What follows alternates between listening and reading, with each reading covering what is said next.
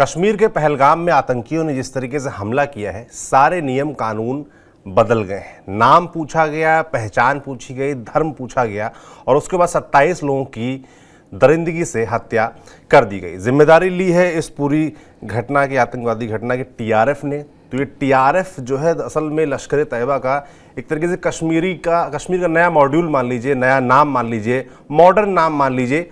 और तकनीक और तरीके भी इनके मॉडर्न हैं। क्या कुछ चल रहा है कश्मीर में, कैसे आतंकवादी गतिविधियां बदली हैं कश्मीर के अंदर, इसके बारे में इस वीडियो में बात करेंगे। हाइब्रिड आतंकी कल से एक शब्द चल रहा है, इसके मायने क्या हैं, ये आपको बताने का प्रयास रहेगा इस वीडियो में।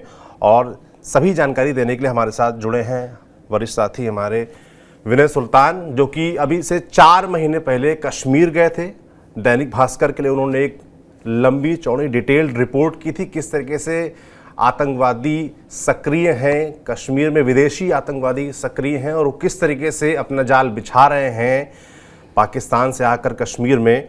विनय, जब आप गए थे तो आपकी रिपोर्ट मैंने भी पढ़ी थी, जिसमें आपने साफ तौर पर उसके हेडिंग मुझे याद है कि आतंकियों की नई चाल, गुरिल्ला युद्ध की ट्रेनिंग ले रहे, हथियार बदले, लोकल की भर्ती से भी बच रहे। ये आपके इन्वेस्टिगेशन की हेडलाइन थी। मुख्य तौर पर जो आपने बातें, इनपुट्स बताई थी कि लोकल की भर्ती अब नहीं हो रही है, पाकिस्तान से आ रहे हैं, नई ट्रेनिंग के साथ आ रहे हैं, नए हथियारों के साथ आ रहे हैं, नए टेक्नोलॉजी के साथ आ रहे हैं। क्या कुछ देखा था आपने कश्मीर में?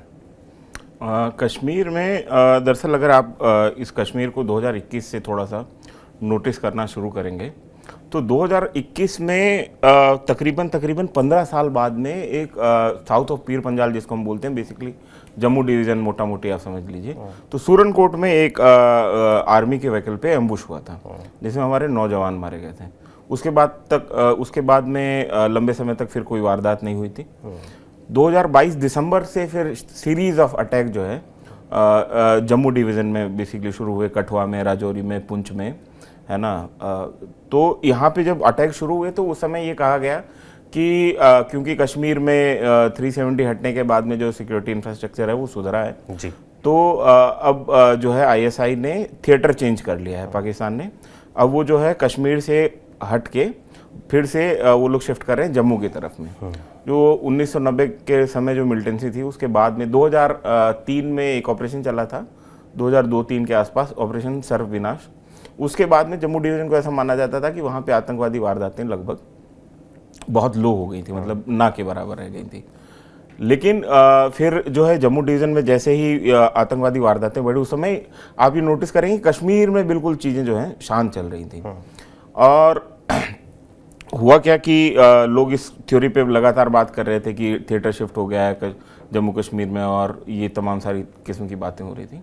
इस दौरान हुआ क्या इंटरेस्टिंगली सौरभ, कि जम्मू कश्मीर में इलेक्शन भी थे विधानसभा के, और इलेक्शन के दौरान मैं आपको एक घटना बताता हूँ कि एक पुलिस ऑफिसर ने मेरे को बताया कि बारामूला में किसी एक मतलब गांव से उनको इलेक्शन ड्यूटी के दौरान उनको लूट की वारदात की खबर मिली कि एक दुकान में लूट हुई है, कि राशन पानी जो है वो लोग लूट वहाँ पे। लेकिन उस लूट में एक बहुत पेक्यूलियर बात थी, बहुत अजीब सी बात थी कि जिसने लूट की वारदात को अंजाम दिया था, उस आदमी ने वहाँ पे जो कैंडी का डब्बा पड़ा हुआ था उसके नीचे पैसे रख दिए थे जी।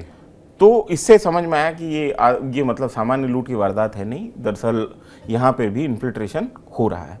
और जिस दौरान ये लोग जम्मू का जो सेक्टर एक्टिव था, उस दौरान कश्मीर के सेक्टर में जो नॉर्थ कश्मीर का जो सेक्टर है उसमें लगातार जो है इन्फिल्ट्रेशन चल रहा था।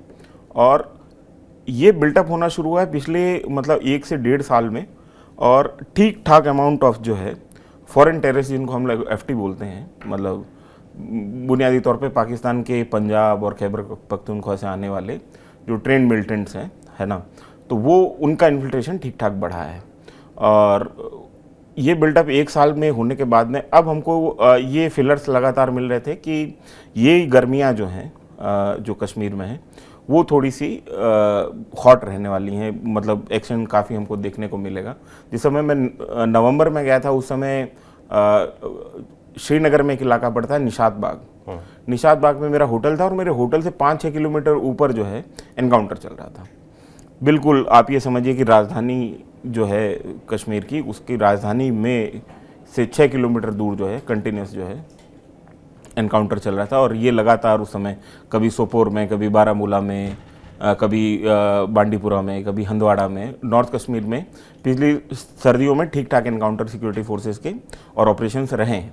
तो इसका मानना ये था कि आप इसको अगर थोड़ा लार्जर एस्पेक्ट में देखेंगे तो 2 साल के भीतर आईएसआई ने फिर से पूरे के पूरे जम्मू और कश्मीर में इंसर्जेंसी को एक्टिव कर दिया है। मतलब वहाँ पे हर जगह जो है आतंकवादी वारदातें, जो हम लोग ये मानते थे कि साउथ ऑफ पीर पंजाल से इधर जो है आतंकवादी वारदातें सामान्य तौर पर नहीं होती, वो पूरा का पूरा जम्मू कश्मीर का थिएटर आपके सामने खुल गया है।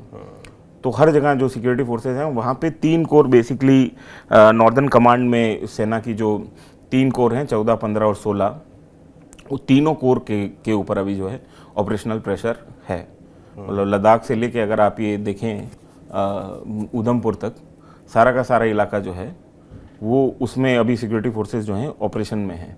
बिल्कुल, ये जो नया संगठन बताया जा रहा है पिछले साल 1.5 साल में ही एक्टिव हुआ है, द रेजिस्टेंस फ्रंट, TRF जिसको बोल रहे हैं, जिसने इस पूरी घटना की जिम्मेदारी भी ली है, थोड़ा इसके बारे में बताइए, ये कैसे डेवलप हुआ? ये जो नया नाम है इसकी बड़ी चर्चा है कि बड़ा मॉडर्न नाम चुना है, धार्मिक नाम नहीं चुना है, इसके पीछे की क्या कहानी है? इसका सुप्रीम कमांडर शेख सज्जाद गुल बताया जा रहा है, ये श्रीनगर में पैदा हुआ बताया जाता है और अभी फिलहाल पाकिस्तान में। इस संगठन की क्या कहानी? नहीं, ये बिल्कुल मतलब इसमें हमको पढ़ना भी नहीं चाहिए, चाहे TRF हो, चाहे मतलब ये PFF हो, है ना। और तो ये कश्मीर टाइगर करके एक ग्रुप और बना था। दरअसल हुआ क्या था कि 2019-20 के आसपास आतंकवादी गतिविधियों के चलते पाकिस्तान को ग्रे लिस्ट में डाल दिया गया था। जी। उसके बाद में इनके ऊपर प्रेशर बना कि वो लश्कर तोयबा और हिजबुल मुजाहिदीन जो डेजिग्नेटेड टेररिस्ट ऑर्गेनाइजेशन है उनके ऊपर कार्रवाई करें। तो उनके ऊपर जब रोक लगी तो नए टर्म जो हैं वो ऑपरेशनल वो कॉइन हुए, जिसमें द रेजिस्टेंस फ्रंट है ना, पीपल्स एंटी फासिस्ट फ्रंट है ना, कश्मीर टाइगर करके एक ग्रुप है।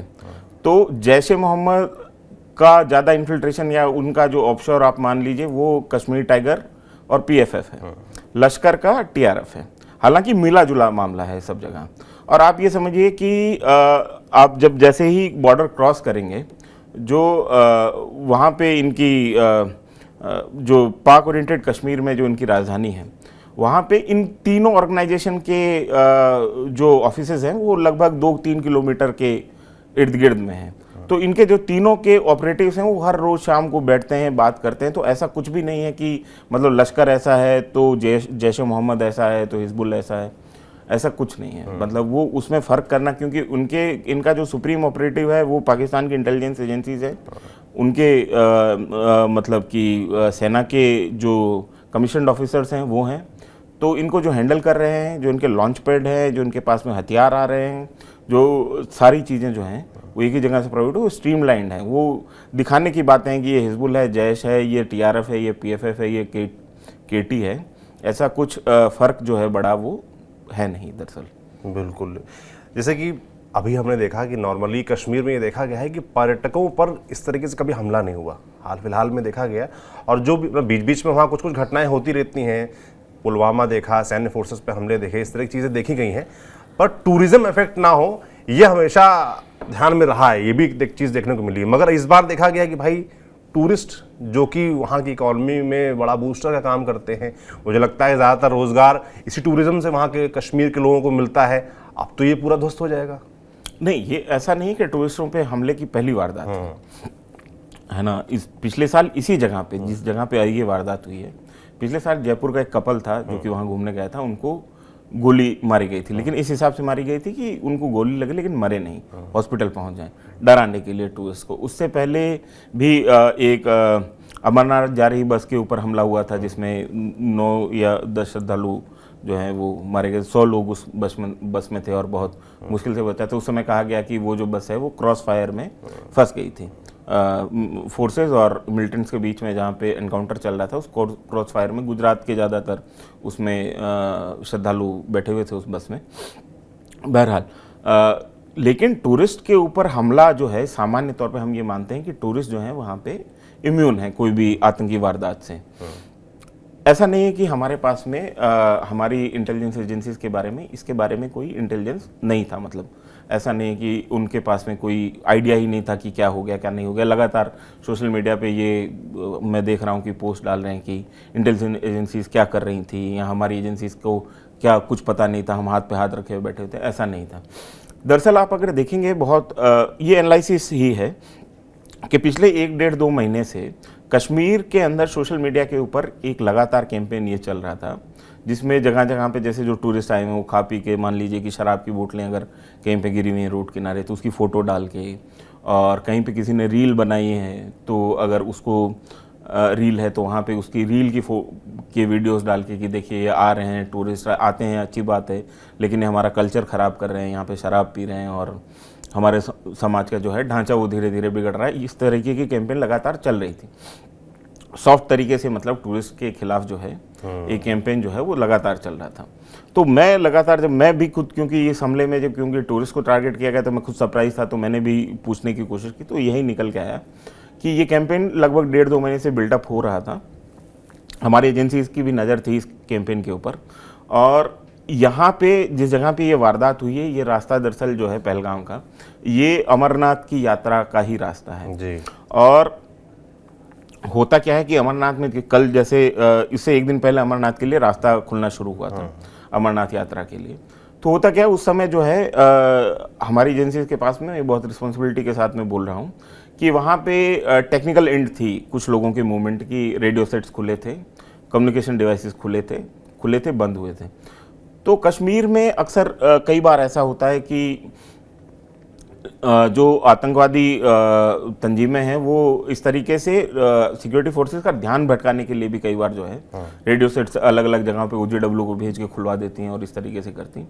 तो नज़र में था, लेकिन ये वारदात इतनी बड़ी स्केल पे होगी ये इंटेलिजेंस हमारे पास में नहीं था, और जो इस किस्म का इंटेलिजेंस गैदर करना मुश्किल भी होता और मुश्किल बन भी गया, मतलब पिछले दौर में। उसके बारे में हम लोग अभी आगे थोड़ा बात करें। बिल्कुल, जैसे कि आपकी रिपोर्ट मैंने पढ़ी उसमें था कि लोकल जो हैंडलर्स हैं या जो लोकल लड़के हैं उनको आतंकी के तौर पर वो लोग शामिल नहीं कर रहे हैं अपनी टीम में, पर जो मीडिया रिपोर्ट्स आ रही हैं, जो 4 बताया जा रहा है कि वहाँ आतंकी पहुंचे थे इस हमले में पहलगाम में, उसमें 2 लोकलाइट्स भी थे, 2 कश्मीरी भी थे। नहीं, जब तो जो हमारे पास में अभी खबर है उसमें, मतलब अभी एक्चुअल में उनकी पहचान हुई है नहीं हुई है, कोई ऑफिशियल कंफर्मेशन इसके ऊपर नहीं है।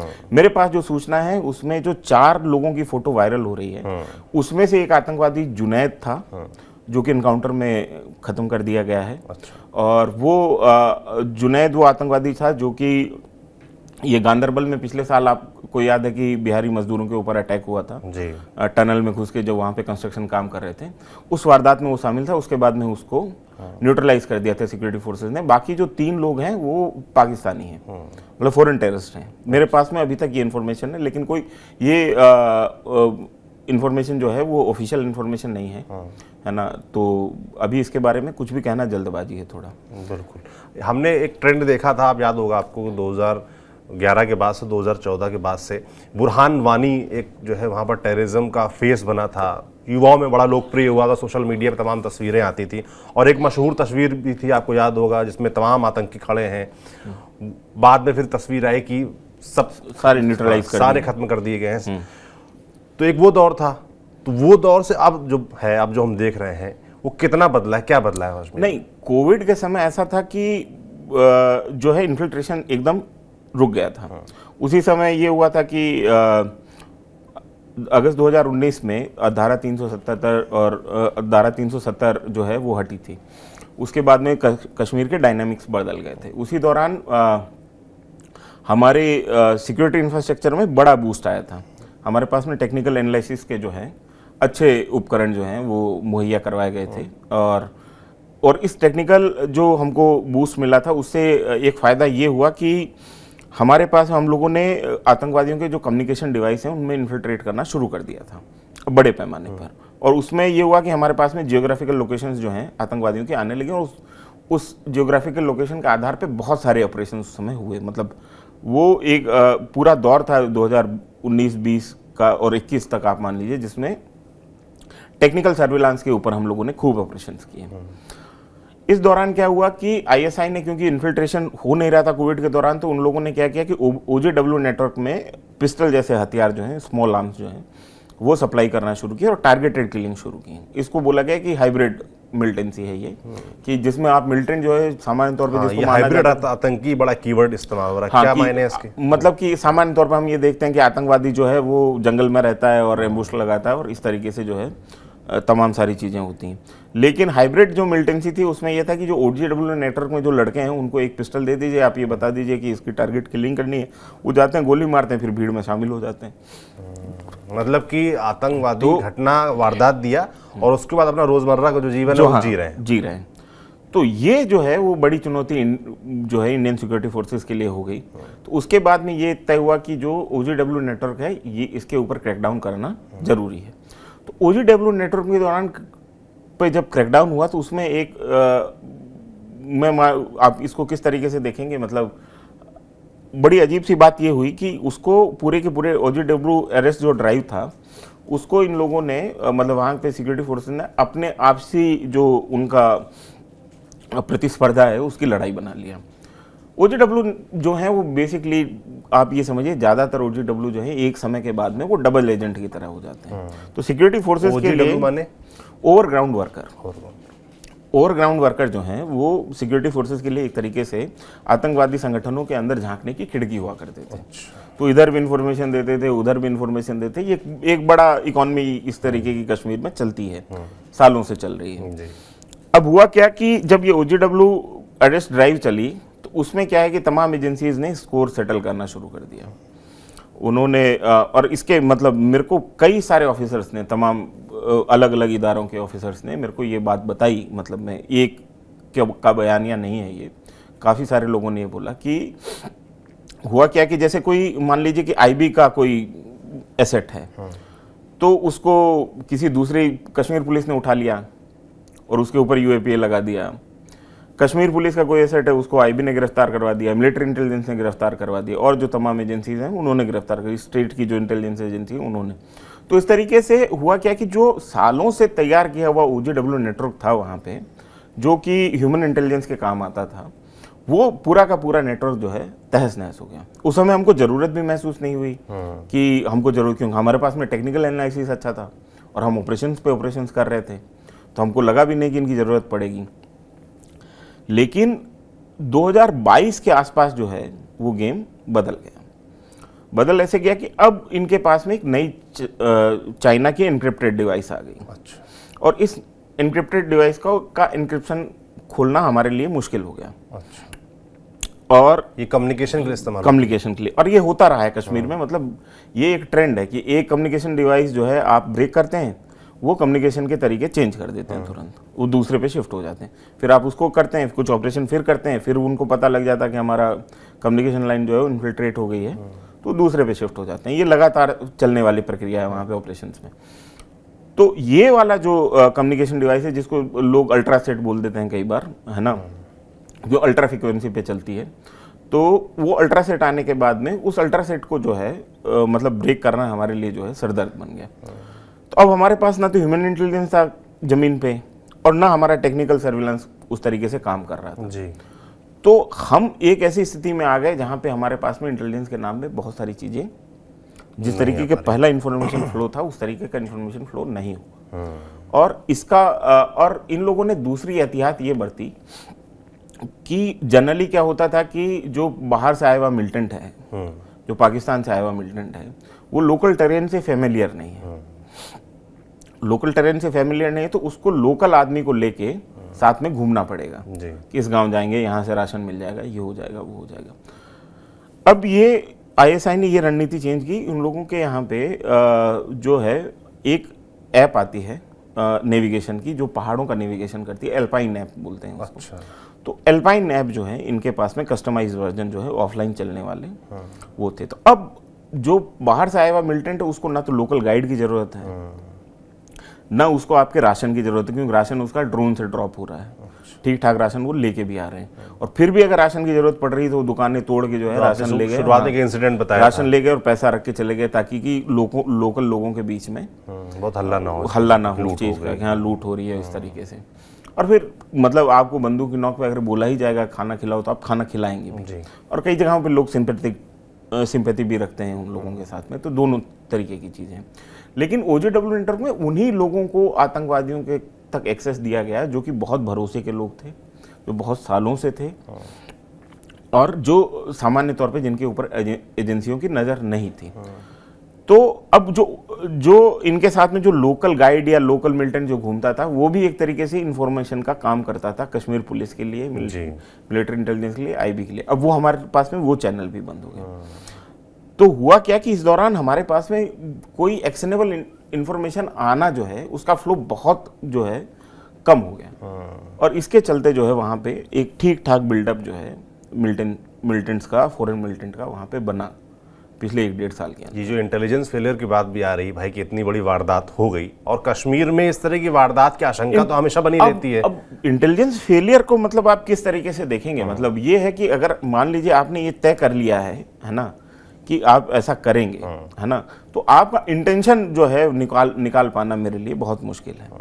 और दूसरी चीज़ ये है कि ह्यूमन इंटेलिजेंस, सही बात ये है कि हमारा वहाँ पे तहस नहस है नीचे के लेवल पे, तो जो इन्फॉर्मेशन फ्लो हमारे पास हुआ करता था वो नहीं। हालांकि उसको रीबिल्ड करने की कोशिश की गई है, लेकिन वो जो है अनफॉर्चुनेटली वो रीबिल्ड अभी तक उस तरीके से नहीं हो पाया जितना 20 साल से जो चला आ रहा था ह्यूमन इंटेलिजेंस नेटवर्क, वो उस तरीके का भी बिल्ड होने में समय लगेगा। बिल्कुल। एक बात मैं और सोशल मीडिया पे काफ़ी देख रहा हूँ, लोग कह रहे हैं कि भाई ये जो घटना हुई है ये बिना लोकल कश्मीरियों की मदद से नहीं हो सकती, वो इस तरह की बात कह रहे हैं। हालांकि अभी बहुत सारी चीज़ें जांच का विषय है, जांच के बाद चीज़ें क्लियर होंगी, पर आप तक क्या इनपुट आ रहा है? ये तो इस तरीके के, ये तो स्वीपिंग रिमार्क्स है ना सौरभ। इसमें मतलब अब लोकल के इन्वॉल्वमेंट के बिना नहीं हो सकते, लोकल मिलिटेंट होगा साथ में, ऐसा होगा वैसा होगा, ये तो मतलब इसके ऊपर क्या ही कमेंट किया जाएगा। लेकिन ये है कि इस वारदात के बाद में जो कश्मीरी लोकल हैं उनके अंदर बड़ा भयंकर गुस्सा है, क्योंकि ये उनके मतलब सबसे ज्यादा सफर भी वही करने वाले हैं। एक तो एजेंसीज जो है और मतलब सिक्योरिटी एजेंसीज जो हैं वो पूरी तरीके से फुल ऑन ऑपरेशंस के ऊपर लगी हुई होंगी जी। तो उसके चलते बहुत हिंड्रेंस है काम करने में भी। और दूसरी चीज़ ये है कि जो यहाँ से टूरिस्ट जा रहे थे वो भी जाना बंद हो जाएंगे, तो वो वैसी सिमिलर सिचुएशन हो जाएगी जो 2016 के बाद हुई, जो एक बार 370 हटने के बाद में हुई। और वो लोग वो दौर देख चुके हैं, वो मंदी का दौर जो है वो किसी के लिए भी अच्छा नहीं है। बिल्कुल। मैं लास्ट में आपसे सवाल है कि सब चीज़ें जो हैं वो तो हैं, जो इनपुट्स आ रहे हैं, पर अब गृह मंत्री पहुंचे हुए वहाँ पर, तो सरकार का प्लान ऑफ एक्शन क्या हो, किस तरीके से सरकार आगे बढ़ेगी, इसकी कोई SOP? सरकार का मतलब सरकार का क्या एक्शन प्लान होगा, मतलब वो तो मतलब सरकार के ही मतलब मैं उस स्थिति में हूँ नहीं जो कि मतलब कुछ भी स्पेकुलेट कर पाऊँ कि क्या होगा क्या नहीं होगा। लेकिन मैं ये समझता हूँ कि दुनिया की सबसे बड़ी और सेकुलर डेमोक्रेसी होने के नाते दो चीज़ें जो लगातार मैं देख रहा हूँ, जो जिनको कहा जाना जरूरी है, वो ये है कि एक तो ये मानवता के खिलाफ जघन्यतम अपराधों में से एक है। बिल्कुल। इनोसेंट लोगों को इस तरीके से मारना, उनकी धार्मिक पहचान पूछ के मारना, है ना, ये इसको कोई भी डेमोक्रेटिक मुल्क जो है उसकी इकबाल पे ये जो है सीधा सवाल है। तो इसका रिटेलिएशन होना चाहिए और जितना कड़े से कड़े तरीके से इसका रिटेलिएशन हो सकता है वो होना चाहिए। लेकिन साथ साथ बात ये है कि ये अगर आप इसको सिर्फ धार्मिक दायरों में अगर समेटने की कोशिश करेंगे तो आप कहीं ना कहीं इस अपराध के दायरे को समेटने की कोशिश कर रहे हैं। ये अपराध उससे कहीं बड़ा है। हम लोग उस रेडिकल इस्लामिस्ट जो टेररिज्म है उसके पीड़ित हैं, है ना। ये कोई दो मजहबों के बीच में, दो समुदाय के बीच में चल रही कोई रसाकसी या मतलब जो है हिंसक वारदातें नहीं है ना। जो रिसीविंग एंड पे हैं वो हथियार, मतलब वो अनार्म्ड लोग थे, इनोसेंट लोग थे, घूमने गए हुए थे, इस देश के नागरिक थे और उनका हर तरीके से हक बनता है कि वो वहाँ जाएं, घूमें, उस जगह को देखें, है ना। उनके ऊपर इस तरीके से आतंकवादी हमला हुआ और ये बेसिकली ह्यूमैनिटी के खिलाफ जो है सबसे बड़ा क्राइम है। इसको आप थोड़ा सा अगर धार्मिक दायरों में बांधने की कोशिश करेंगे तो ये संकीर्ण हो जाएगा। बिल्कुल। और वो आप उसी नैरेटिव के साथ में काम करेंगे जो नैरेटिव आपको क्या लग रहा है कि जो 1 घंटे वहां पर जो है पूरी वारदात में 1 घंटे आराम से पूरा तमाशा हुआ है। एक एक आदमी को पकड़ के उसका नाम पूछ के, पहचान पूछ के, उसको कलमा पढ़ाने की बात करके हम तमाम जो वहाँ से जो पीड़ित हैं उनके बयान हम सुन रहे हैं। तो आपको क्या लग रहा है ये ऐसे ही हो गया है, ये किसी के निर्देश के बिना हुआ है?